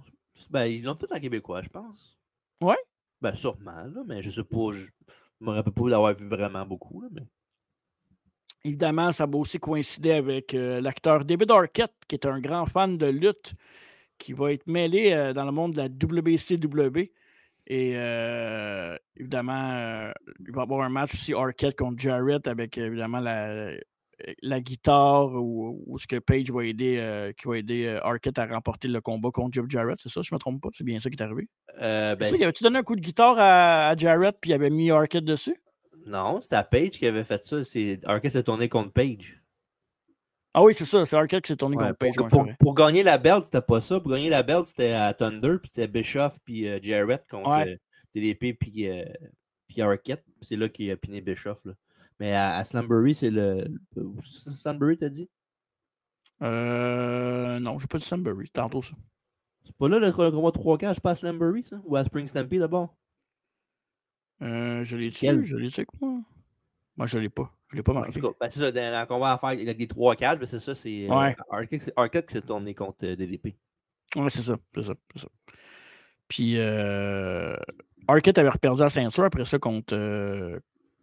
Non, c'était pas contre DDP qu'il avait reperdu, c'était contre. Non, il était champion dans ce temps-là, Arquette, quand il s'est tourné contre DDP, il était champion, puis il s'est tourné contre DDP pour donner la belt à Jeff Jarrett. Ouais, c'est ça. Mais il avait gagné contre qui à belt? Il avait gagné contre. Il avait piné Bischoff.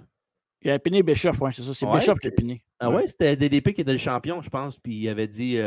Ou Jarrett, je pense que non, c'était Jarrett le champion, puis c'est lui qui avait le pin gagné à la belt. Il a piné Bischoff. Ah, c'est un vrai Judas. Ouais, c'est ça. Un Judas Messie. Donc, exact. Après cette rivalité-là, grosse rivalité, donc allez voir ça, là, tout ce qui entoure la saga de David Arquette, ça vaut la peine. Puis allez voir les entrevues aussi de David Arquette, là, des différentes entrevues avec Arquette, Bischoff et DDP qui parlent de cet instant-là, de cette era-là, si on veut. Puis allez voir le film, puis c'est très bon. C'est ça, c'est Slambury 2000, le pay-per-view, comme j'avais dit. Ah, c'est ça. Puis un DDP qu'on vire en envers. Un diamant à l'envers, c'est le paradis. Exact. J'ai dit un DDP, mais c'est un diamant. En anglais, c'est encore plus drôle. Ouais. Je dirais. À Great American Bash, DDP va avoir un programme contre Mike Awesome où il va se battre dans un combat d'ambulance. Un combat que je me rappelle crissement pas, là, ça me dit rien du tout. Là. Encore là, on était plus des fans de la WWF à ce moment-là que de la WCW. Puis, c'est après ce combat-là que, dans le fond, Canyon s'est retourné contre DDP, il est venu faire perdre DDP. Puis, DDP a pris des time off du ring pendant quasiment toute l'année pour revenir à la fin 2000. Et au retour, quand il est revenu, il a formé une équipe avec son bon ami Kevin Nash. Il s'appelait comment? Les Insiders. Exact. Ils sont devenus champions par équipe de la WCW en battant Sean Stasiak et Chuck Palumbo. Yes, le perfect event. Exactement. Juste que tu saches le nom par équipe, ça n'a pas de sens. Dans le fond, l'équipe a été, après ça, temporairement déchue, puis ils ont repris les titres après à Starrcade en battant à nouveau Palumbo et Stasiak. Il était déchu de perdre les belts, c'est ça?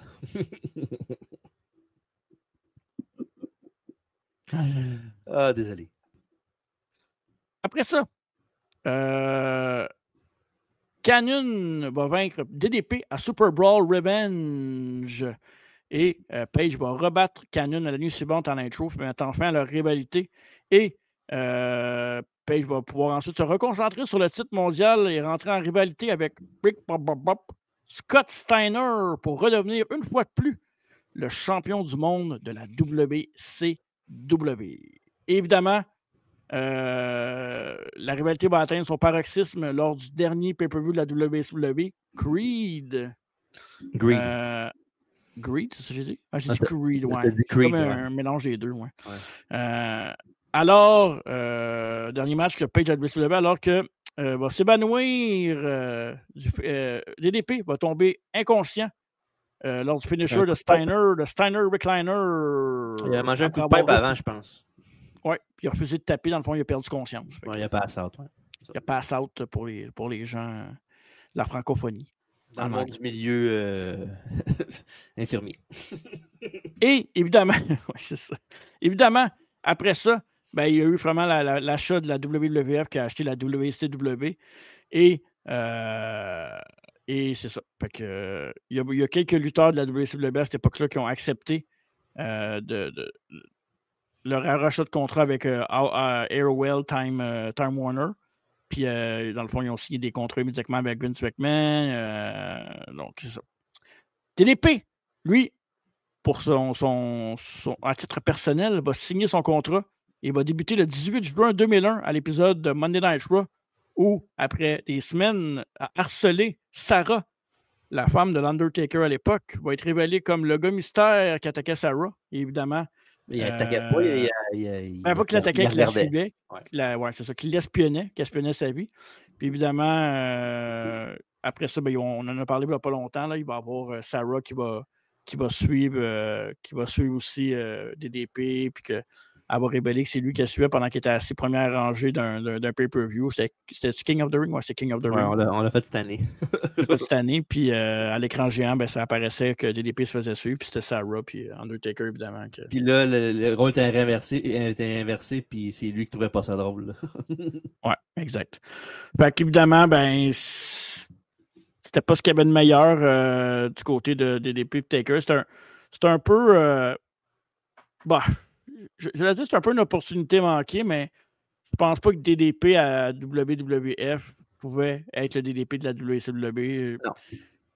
Puis Vince, c'était pas un gars. Le gars qui a le plus sorti de la WCW, c'est Booker T. Là, selon moi, c'est quand même étonnant que ce soit lui qui est sorti le plus. Là. Pas parce que Booker T n'est pas bon, là, mais ça m'étonne que Vince, de tout le lot de lutteurs qu'il aurait pu avoir ou qu'il y a eu, que c'est Booker T qui a fait. Quoique, je dis ça, mais Flair, je compte-tu Flair là-dedans? Pas vraiment, parce que Flair a déjà été à WF avant. Ouais, exact. Fait que je vais dire Booker T. Fait que Ouais. c'est quand même étonnant. Je pensais pas sûr que Booker T, c'était le gars que Vince allait pusher à WWF, là, mais. En même temps, il était tellement charismatique, Booker T, que ça l'a aidé. Là. Ouais. Ça devait le faire rire à Vince dans son bureau de dinosaure. pas que DDP ne l'était pas, mais c'est pas le même genre de charisme que Booker T. Non. Booker T est plus du genre à Vince, surtout avec son rire. Là, il devait le faire rire à chaque fois. Ah, t'es bon, Booker. Ça doit. Thank you for making me laugh, pal. T'as-tu invité à son party de 80 ans? Ben, me semble que oui. Il me semble que j'ai vu qu'il était là, Booker T. Pas mal sûr que oui. Pour vrai? Me semble que j'ai vu qu'il était là. OK. Ça devait être tout un party, ça, hein? Yes, oui. Il a payé pour tout le monde, apparemment. C'est ce que Godfather a dit. Ouais. C'est vrai qu'il ressemble au Joker. Tellement. Évidemment, la rivalité avec les Bird of Destruction puis Canyon aussi. On va se rappeler du combat de cage où DDP et Canyon se sont fait massacrer dans la cage. Là. Honnêtement, ils ont jobé. Là. Ouais, ben oui, mais c'est ça. Et rite de passage, I guess. Exactement. Page va quand même réussir à avoir un petit programme aussi par la suite avec justement Booker T pour le championnat des États-Unis de la WCW. Non, pour le championnat de la WCW, excuse, parce que Booker T était champion de WCW à cette époque-là, mais sans succès. Évidemment, après ça, il va y avoir toute la storyline avec The Alliance contre Team WWF qui va mener au fameux match à Survivor Series 2001. Puis, évidemment, après ça, ben, c'est le match avec Kane puis Taker contre Canyon puis DDP, c'était après, là, par la suite. C'était à SummerSlam 2001, ça.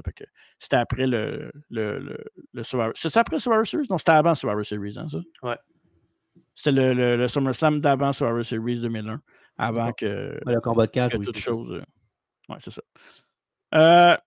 Puis, tu sais, ce que je retiens... Moi, je pense que ce que je retiens de DDP à WWF, son combat contre Christian à WrestleMania X8 était très bon. C'était probablement son meilleur combat en sol WWF. Il y a eu des bons petits matchs mid-card ici et là contre certains talents. Il y a eu contre William Regal, contre Christian, qui s'est battu assez souvent. Il y a eu un match... le match qui a fait vraiment mal, évidemment, c'est celui de SmackDown quand il s'est blessé au cou contre Hardcore Holly. Ouais. Ça, c'était le 18 avril à SmackDown. Ben, c'est son dernier match en tant que main roster. Oui, c'est son dernier match. Ouais.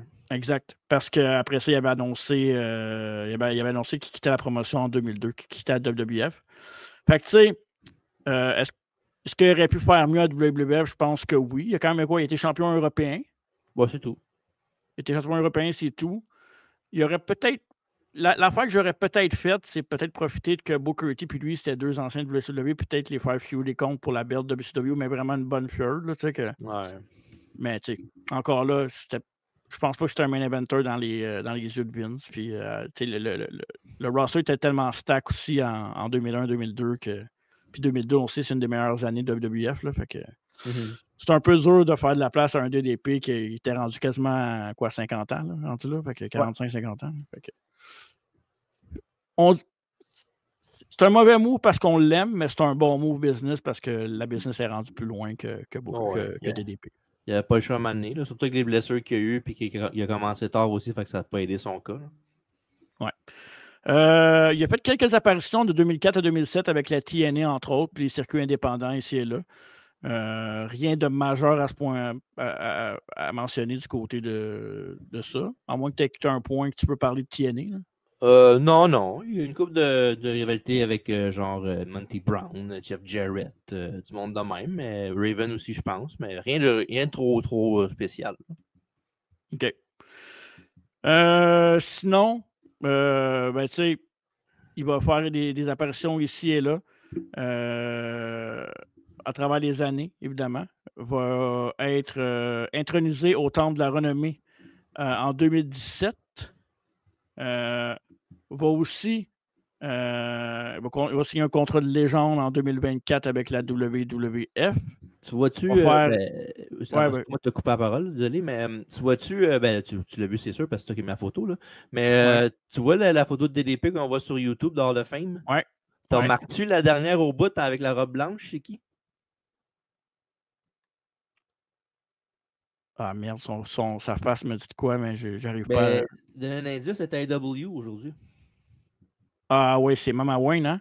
Non, c'est Lexi Nair, l'intervieweuse, là. Ah, pour vrai?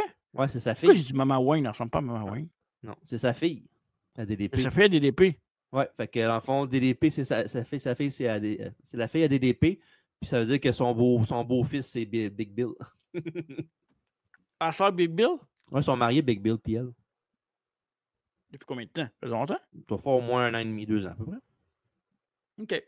Ouais, fait que c'est ça. Le beau-fils de DDP, c'est Big Bill. Et évidemment, ce qui va vraiment solidifier, ben, sa carrière était déjà très bonne de lutteur professionnel, a eu un gros impact, surtout à WCW. Mais pourquoi on va en parler? Ce qui va laisser après ça comme légende, comme legacy, évidemment, c'est d'avoir sauvé des vies, aider à des gens à se remettre sur pied. On pense à Scott Hall, on pense surtout à Jake Roberts qui a complètement changé la vie de Jake the Snake Roberts au complet. Et tout récemment, Lex Luger a recommencé à marcher avec le remettre sur pied de DDP. Évidemment, tout ça est possible grâce au fameux DDP Yoga que j'ai pratiqué in and out moi-même. Puis honnêtement, si vous avez la chance de faire ça, là, il y a l'application et tout, c'est sûr que ça peut devenir cher rapidement, mais moi, j'ai gardé la base que j'avais. Puis j'ai un truc, là, je l'ai-tu ici? Moi, je l'ai ici. Tu sais, une affaire avec des exercices, un peu comme Hogan dans le temps. Mais pour vrai, puis tu sais, je suis pas le gars le plus en forme, là, on va se le dire, depuis une couple d'années. Puis grâce à ça, quand tu fais ça, peu importe que tu sois slim, un petit peu plus heavy, tu deviens flexible. Puis pour vrai, mon cardio peut changer. Puis je suis pas tout le temps assidu, mais dernièrement, depuis cet été, depuis le début de l'été, là, pour le mental, c'est très bon. Là, fait que j'essaie de le faire 30 à 40 minutes par jour. Des fois, je saute une journée. Mais je vous le conseille, DDP Yoga. Puis si vous êtes fan de lutte, évidemment, ça aide parce que c'est DDP et qu'on aime la lutte. Là. Absolument. Fait que c'est vraiment conseillé. Là. Hein? Tu es capable de faire ça? Non, mais si tu me mets un hamburger au bout du pied, j'y aille, par exemple. C'est pas dégueulasse. Fait que DDP va vraiment être reconnu pour son implication et son grand cœur. Évidemment, il y a aussi un passage à AEW. Quand Cody Rhodes était là, entre autres, évidemment, avec les Rhodes, une belle historique avec les belles relations avec leur père aussi. C'était cool de le voir avec des lutteurs comme MJF. Il a fait un match aussi, un match ou deux, si je me trompe pas. J'essaie de trouver le match, c'est quoi ça? Je pense que c'est un 6-man tag ou quelque chose du genre. Mais il a fait un match contre MJF single, non? Non, c'est pas un tag team match, pas mal sûr. Ouais. Il y avait, tu voyais qu'il rushait aussi là, dans ce tag team match-là. C'est normal aussi. Le monsieur est quand même peut-être plus jeune. Ouais. C'est quoi son match qu'il avait fait avec AEW? Faudrait que je check. Je vais essayer de checker où il avait fait. Puis pour vrai, je pense que oui, j'ai toujours aimé à cause de la lutte, mais à cause du DDP Yoga, puis tu sais, récemment, il y a eu des problèmes de santé au cœur, DDP. Tu sais, il en a parlé, il était hospitalisé puis tout. Puis quand j'ai vu ça, j'ai fait comme. Ça m'a fait de quoi, du genre, ah shit. Parce que là, avec le DDP Yoga, quand tu le fais, c'est comme si tu parlais dans le salon tout le temps. Ouais. Puis il te Fait motive. on dirait que tu as comme une proximité de plus. Fait que non, pour vrai. Tu veux savoir le match, c'est quoi? Vas-y, vas-y. Il y a le 15 janvier 2020 à Bash at the Beach, qui a pris le nom de. En tout cas, peu importe. C'était un six-man tag. Il avait teamé avec Dustin Rhodes puis QT Marshall. Oh Puis shit. il avait battu l'équipe d'MJF, The Butcher puis The Blade. Ah ouais, je me souviens de ce match-là. Ouais, ça le Ça ou match. The Butcher and the Blade, ramenez ça, tu sais. Je sais pas, je sais pas, il y en a un qui est blessé peut-être, mais je sais pas. Fait un bout, je l'ai pas vu. Le dernier que j'ai vu The Butcher une couple de semaines, mais sinon, en même temps, il y a tellement de monde que. Peut-être Ring of Honor pourrait revenir, là, ça c'est sûr. Là. Et je vais vous nommer quelques matchs que vous devez regarder si vous êtes un fan de DDP ou un fan de lutte en tel, mais plus un match de DDP. Diamond Dallas Page contre Chris Benoit à Super Bowl 98. Diamond Dallas Page contre Randy Savage à Halloween Havoc 97. Donc, le dernier match. On va finir par rentrer, tu vas l'appeler Savage, toi avec. Savage, ouais, c'est ça. DDP contre Raven à Spring Stampede 98, évidemment, qui est un ODQ, mais un très, très, très bon match. DDP contre Goldberg à Halloween Havoc 98. Et le Last Man Standing aussi, Great American Bash 97 contre Macho Man, qui est excellent.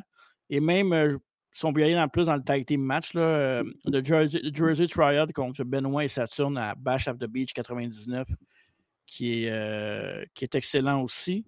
Puis dans un match peut-être un petit peu moins connu, mais que selon certains experts, c'est un de ses meilleurs matchs en carrière. C'est contre Sting à Nitro. C'est le 26 avril 99.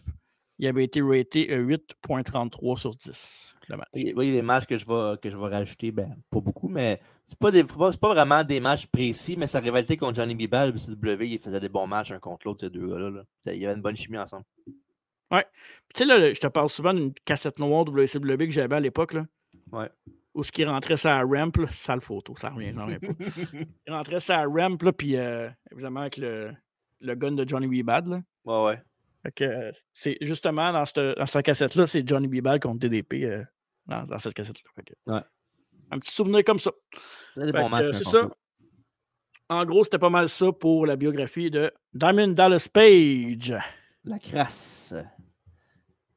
Et, mesdames et messieurs, le Final Countdown. On a dit, je dirais pas l'autre fois parce qu'on va faire qu'on le compte, là, mais 16 fois qu'on a dit la fameuse phrase Diamond Dallas Page, la crasse. Voilà. Puis là-dedans, il y a peut-être 2-3 fois que j'ai fait exprès. Ouais, en même temps, t'as pas le choix. Là. Tu peux pas changer de nom à tous les 2 fois que tu l'appelles non plus. Là. Non. Puis souvent, c'est juste une question de. Je suis habitué de faire ça, puis on est habitué de le dire de temps en temps. Fait que voilà. La biographie de Diamond Dallas Page, la crasse. Ça compte pas. Exact. Et dans le rétroviseur. Ouais, elle est en arrière. Fait que moi, je me sens généreux aujourd'hui. Là. Fait qu'on va vous. Moi, j'annonce, tu sais qu'on annonce en primeur. C'est quoi la prochaine biographie qu'on fait? T'es sûr? Ouais, moi je dis qu'on donne ça à nos fans. OK. J'allais monter à l'écran à l'instant. La prochaine biographie est nulle autre que la légende du hardcore Mick Foley. Puis qui va être la biographie du mois de octobre. Oui. Puis c'est quand même dommage parce que si on l'avait repoussé d'un mois. Ah, parce qu'il va être à Montréal, tu penses? Il va être à Montréal, puis c'est pas impossible que je sois là. OK. Parce que moi puis Mick. Il n'y a rien qui empêche un ou l'autre. Moi puis Mick, on va faire bang bang! Toi puis Mick, tout simplement. Puis en plus, tu sais c'est où, hein? C'est pas au Cléopâtre, c'est pas ça? Ouais, exact. Café Cléopâtre. Qu'est-ce qu'il y a au Café Cléopâtre? Il y a de la boisson, ouais! Ah non, il y a du café. Ah, OK. Latte? Ça dépend à quel moment de la soirée tu y vas, mais oui, il peut devenir latte assez rapidement. Dolce Leche? Exact. En tout cas. Fait que voilà. D'autres choses à Mick rajouter? Foley, allez voir aussi le dernier podcast qu'on a fait la semaine passée. C'est quoi? Je te laisse aller, j'ai assez parlé. Là. D'accord. Le lendemain, Bash at the Beach 96 avec un picture d'ici des Malenko contre Rey Mysterio. Et bien sûr, quelque chose qui a gossé Marco. Le fait que Hollywood Hogan n'était pas là au Night Show. Mais moi, j'ai bien aimé. Fait qu'allez voir ça. Et la semaine prochaine, Bash at the Beach 99, on a parlé il n'y a pas longtemps avec ton match que tu veux qu'on parle, que tu as suggéré de DDP puis DDP, Bigelow et Canyon contre Saturne et Benoît. On va pouvoir le reviewer la semaine prochaine au podcast avec entre autres aussi un main event incluant Matchman Randy Savage avec Sid contre Sting et Kevin Nash. Exact. Et Évidemment, à travers la table. Vas-y, le mardi. Là, tu le fais ou tu veux le faire? Là? Ah, vas-y, excuse-moi. Okay. À travers la table, tous les mardis, 20h30 sur YouTube, Facebook, Twitch et tout le kit.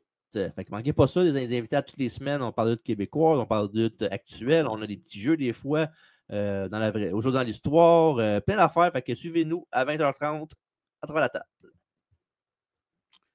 Et vu qu'on est à peu près dans le même range, ceux qui nous suivent comme commentateurs de la GPW, on sera de retour à partir du mois d'octobre en diffusion sur TBC Basse-Lièvre pour le show du mois de septembre. On va être retour commentateur pour une 3e année. Donc, bien hâte de vous retrouver auditeur. Si on va avec la logique, d'habitude, c'est après 2 semaines après le show qui sort, c'est le vendredi. Fait qu'il devrait sortir le 10 octobre à peu près. Exact. C'est ça. Fait que voilà, la biographie de DDP est dans le rétroviseur, comme on l'a dit tantôt. Manquez-vous nos prochains rendez-vous. Marco, merci de la biographie. C'était très apprécié. C'était le fun. Merci, TJ. Et on se revoit la semaine prochaine pour Bash at the Beach 99. Mais surtout, n'oubliez pas la maison, c'est très important. Arriba!